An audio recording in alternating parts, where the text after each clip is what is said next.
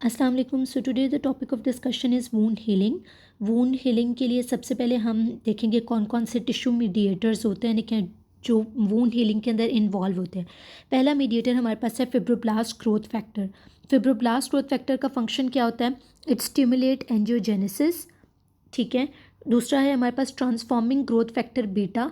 Transforming growth factor beta क्या करता है? एंजियोजेनेसिस और फाइब्रोसिस कराता है। वेस्कुलर एंडोथेलियल ग्रोथ फैक्टर क्या करता है? स्टिमुलेट करता है एंजियोजेनेसिस को। प्लेटलेट ड्राइव ग्रोथ फैक्टर क्या करता है? ये सिक्रीट होता है बाय एक्टिवेटेड प्लेटलेट्स और मैक्रोफेजेस से सिक्रीट होता है।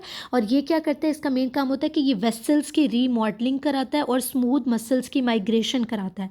ठीक है। इसके अलावा प्लेटलेट ड्राइव ग्रोथ फैक्टर क्या करता है? फिब्रोब्लास्ट ग्रोथ फैक्टर जो होता है फिब्रोब्लास्ट ग्रोथ उसकी भी उसको स्टिमुलेट करता है ताकि ये कोलेजिन को सिंथेसाइज करा सके।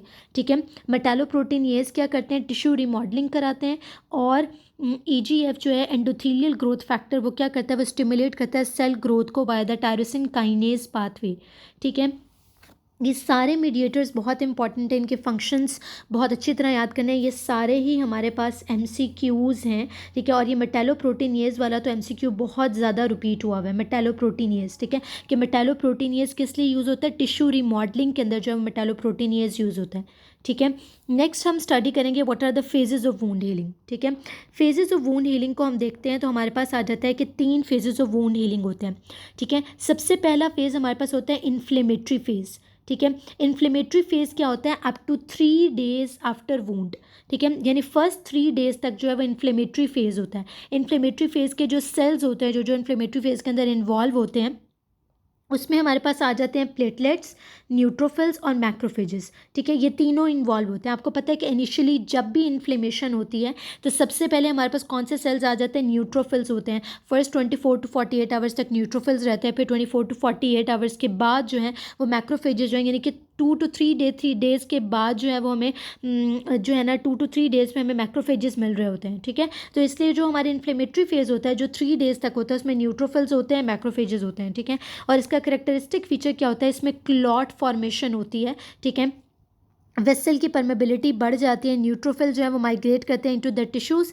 मैक्रोफेजेस जो होती है वो क्लियर करती हैं डेब्रे आफ्टर द 2 डेज़। ठीक है। 2 डेज़ लेटर जो है वो मैक्रोफेजेस आती है। मैक्रोफेजेस क्या होती है? फेगोसाइटोस करती हैं और जितने भी सेलुलर डेब्रिस होता है, ठीक है, जो डेड सेल्स होंगे या फिर जो भी इन्फ्लेमेशन की वजह से डेब्रे इकट्ठा हुआ होगा उस सारे को क्लियर करने में आपकी मैक्रोफेजेस हेल्प कर रही होती हैं। ठीक है। और क्योंकि इसमें इफेक्टर सेल्स में प्लेटलेट्स भी है तो प्लेटलेट्स क्या करते हैं? क्लॉट फॉर्मेशन करते हैं। ठीक है। जैसे अगर हमारे पास कोई इंजरी हुई है, ठीक है, तो क्या होता है कि इन्फ्लेमेटरी फेज़ के अंदर ही ना उसके अंदर उसके ऊपर वहाँ पे क्लॉट बन जाता है इनिशियली फ़ौरन से। ठीक है। वेसल जो है वो कॉन्स्ट्रिक्ट करती है। ठीक है। और लेटर ऑन वहाँ प्लेटलेट्स की एक्यूमुलेशन की वजह से क्लॉट फॉर्मेशन हो जाती है ताकि वहाँ पर हम ब्लड लॉस को प्रिवेंट कर सकें। ठीक है। क्लॉट बन जाता है। ये पहले भी हमने पढ़ा था कि जो इन्फ्लेमेटरी फेज़ के अंदर क्या होता है कि जो एंडोथीलियल सेल्स होते हैं वो कॉन्ट्रैक्ट करते हैं। एंडोथीलियल सेल्स की कॉन्ट्रैक्शन की वजह से वेसल की परमेबिलिटी बढ़ जाती है। ठीक है। जब वेसल की परमेबिलिटी बढ़ जाती है, ठीक है, तो क्या होता है कि जो आपके ल्यूकोसाइट्स होते हैं, ठीक है, वो क्या करते हैं? ठीक है, वो बीच में से डायपेडेसिस करते हैं यानी कि माइग्रेट करके कीमोटैक्टिक एजेंट की तरफ जाते हैं, उस पर्टिकुलर टिश्यूज़ की तरफ जाते हैं, ठीक है, जहाँ पर इंजरी हुई होती है। ठीक है। तो ये स्टेप यहाँ क्लियर हो गया कि neutrophil migration into the tissues. ठीक है। फिर क्या होता है? वहाँ पर मैक्रोफेजेस आ जाते हैं। ठीक है। और वो आके क्या करते हैं? सेलुलर डेब्रे जो होता है उसको क्लियर कर देते हैं विद इन द 2 डेज़ के क्योंकि वो फेगोसाइटोसिस करते हैं। ठीक है। तो ये हमारे पास इन्फ्लेमेटरी फेज़ होता है 3 डेज़ आफ्टर वूंड। ठीक है। फर्स्ट फेज़ जो हमारे पास होता है वूंड हीलिंग का वो इन्फ्लेमेटरी फेज़ होता है। सेकेंड फेज़ होता है हमारे पास प्रोलिफरेटिव फेज़। ठीक है। प्रोलिफरेटिव फेज़ में क्या होता है? प्रोलिफरेटिव फेज़ के जो इफेक्टर सेल्स होते हैं जो मेनली इन्वॉल्व होते हैं उनमें फिब्रोब्लास्ट होते हैं, मायोफिब्रोब्लास्ट होते हैं, एंडोथीलियल सेल्स होते हैं, कैराटिनोसाइट्स होते हैं, मैक्रोफेजेस होते हैं। ठीक है। अब इनका फंक्शन क्या होता है और क्या कैरेक्टरिस्टिक्स होते हैं प्रोलिफरेटिव फेज़ की? प्रोलिफरेटिव फेज़ में क्या होता है कि ग्रेनुलेशन टिश्यू जो है ना वो डिपॉजिट हो जाता है। ठीक है। और टाइप 3 कोलेजन जो है हमने ये पहले भी एमसीक्यूज़ में मैंने डिस्कस किया, जो बायोकेमिस्ट्री के एमसीक्यूज़ उसके अंदर हमने ये चीज़ डिस्कस की थी कि इनिशियल वूंड हीलिंग जो होती है उसके अंदर टाइप 3 कोलेजन जो है वो इन्वॉल्व होता है।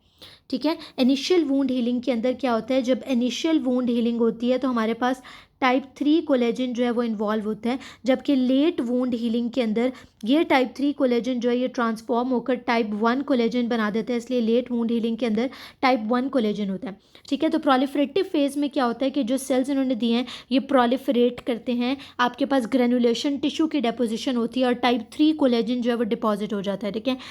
एंजियोजेनेसिस होती है, न्यू वेसल की फॉर्मेशन होती है, एपिथेलियल सेल्स की प्रोलिफरेशन होती है, जो क्लॉट बना होता है वो डिसॉल्व हो जाता है और अल्टीमेटली जो मायोफिब्रोब्लास्ट हैं, इसका मोस्ट इंपॉर्टेंट फंक्शन क्या होता है कि मायोफिब्रोब्लास्ट आपके पास जो है वो वूंड कॉन्ट्रैक्शन कॉज करते हैं।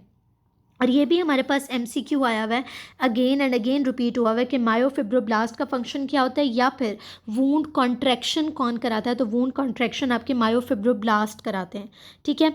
तो अब हमारे पास क्या होता है कि जब वूंड हीलिंग हो रही होती है ना तो उसके अंदर हमें विटामिन सी की भी ज़रूरत होती है। ठीक है। हमारे पास कॉपर जो होता है वो भी इंपॉर्टेंट को फैक्टर के तौर पे एक्ट कर रहा होता है। ठीक है। अब वो कह रहे हैं कि अगर विटामिन सी की डेफिशिएंसी होगी, हमने पढ़ा था कि विटामिन सी का एक फंक्शन होता है बहुत इंपॉर्टेंट कि विटामिन सी हाइड्रोक्सिलेशन कराता है प्रोलीन और लाइसीन की। ठीक है। विटामिन सी का क्या फंक्शन होता है, विटामिन सी जो है वो लाइसीन और प्रोलीन जो होता है उनकी हाइड्रोक्सिलेशन कराता है, और जब लाइसीन एंड प्रोलीन की ये हाइड्रोक्सिलेशन कराते हैं तो ये क्या होता है, देखिए ये लाइसिन और प्रोलीन अमाइनो एसिड्स के जब हाइड्रोक्सिलेशन कराता है, ठीक है, तो ये बेसिकली कोलेजिन की डेपोजिशन कराता है और वूंड हीलिंग में हेल्प करता है। ठीक है। अगर आपके पास विटामिन सी की डेफिशिएंसी हो जाएगी तो प्रॉपर वूंड हीलिंग नहीं होगी, डिलेड वूंड हीलिंग हो जाएगी। ठीक है। डिलेड वूंड हीलिंग हो जाती है। Okay. Last phase of wound healing हमारे पास आ जाता है रीमॉडलिंग। रीमॉडलिंग में क्या होता है कि जो आपका टिश्यू होता है उसने वापस अपने नॉर्मल टिश्यू की तरफ रीमॉडल होना है, वापस चेंज होना है। ठीक है। उसके अंदर जो भी वूंड हीलिंग के दौरान चेंजेस आए हैं वो वापस नॉर्मल टिश्यू की तरफ मूव करता है। तो रीमॉडलिंग कौन कराता है, रीमॉडलिंग आपके कराते हैं fibroblast. This is again an very important MCQ। तो रीमॉडलिंग कौन कराते हैं, रीमॉडलिंग फिब्रोब्लास्ट कराते हैं। मायोफिब्रोब्लास्ट वूंड कॉन्ट्रैक्शन कराता है, रीमॉडलिंग जो है वो फिब्रोब्लास्ट करा रहा है। ठीक है। फिब्रोब्लास्ट इफेक्टर सेल्स होते हैं, ठीक है, जो रीमॉडलिंग करा रहे होते हैं। ठीक है। ओके। अब रीमॉडलिंग कब से कब तक होती है, 1 वीक से लेकर 6 मंथ्स आफ्टर वूंड जो है वो रीमॉडलिंग होती है। अब रीमॉडलिंग में सबसे पहली चीज़ क्या है, अगेन मैंने बताया था इनिशियल वूंड हीलिंग में टाइप 3 कोलेजन था, लेकिन लेटर ऑन क्या होता है, टाइप 3 कोलेजन रिप्लेस हो जाता है बाई टाइप 1 कोलेजन। क्यों, क्योंकि टाइप 1 कोलेजन की टेंसाइल स्ट्रेंथ जो होती है वो बहुत ज़्यादा होती है। ठीक है। ये भी हमारे पास MCQ है।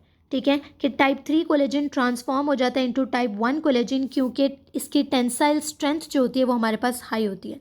ठीक है। नंबर 2 कोलेजिनेजेस। ठीक है। कोलेजिनेजेस वो एंजाइम्स होते हैं, ठीक है, जो आपके पास रीमॉडलिंग के अंदर इन्वॉल्व होते हैं। ठीक है। कोलेजिनेजेस। ठीक है। अब कोलेजिनेजेस को जिंक चाहिए होता है, तो अगर जिंक की डेफिशिएंसी होगी अगेन हमारे पास वुंड हीलिंग डिले हो जाएगी। ठीक है। बेसिकली ये कोलेजिनेजेस जो होते हैं ये टाइप 3 कोलेजन को ब्रेक डाउन करा के टाइप 1 कोलेजन के अंदर रिप्लेस करा रहे होते हैं।